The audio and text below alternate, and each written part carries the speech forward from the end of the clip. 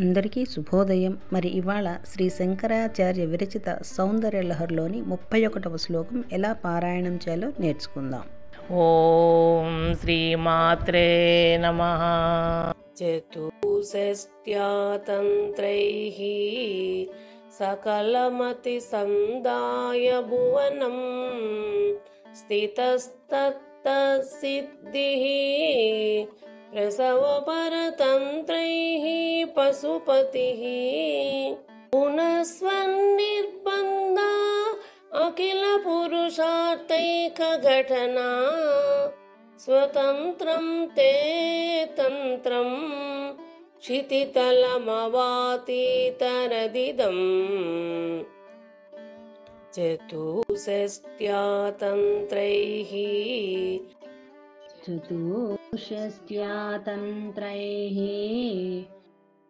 సకలమతి సందాయ భువనం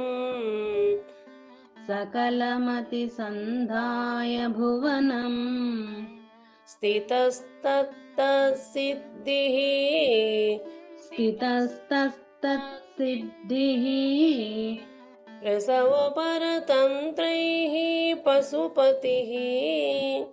ప్రసవపరతంత్రైః పశుపతిః పునస్వన్నిర్బంధా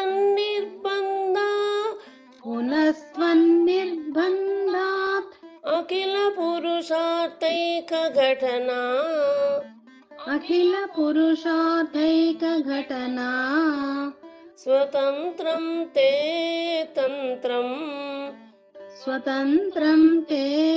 తంత్రం క్షితితలమవాతీతరదిదం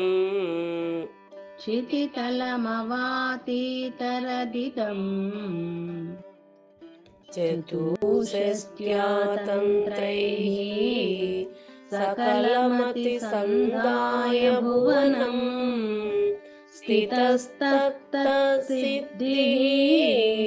ప్రసవపరతంత్రైః పశుపతిః పునస్వన్నిర్బంధా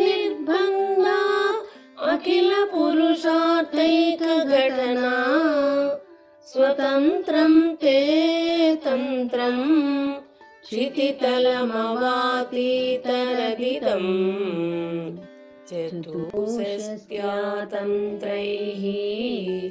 సకలమతి సందాయ భువనం స్థితస్తత్తసిద్ధిః ప్రసవపరతంత్రైః పశుపతిః పునస్వన్నిర్బంధా అఖిల పురుషార్థైక ఘటనా స్వతంత్రం తే తంత్రం క్షితితలమవాతీతరదిదం.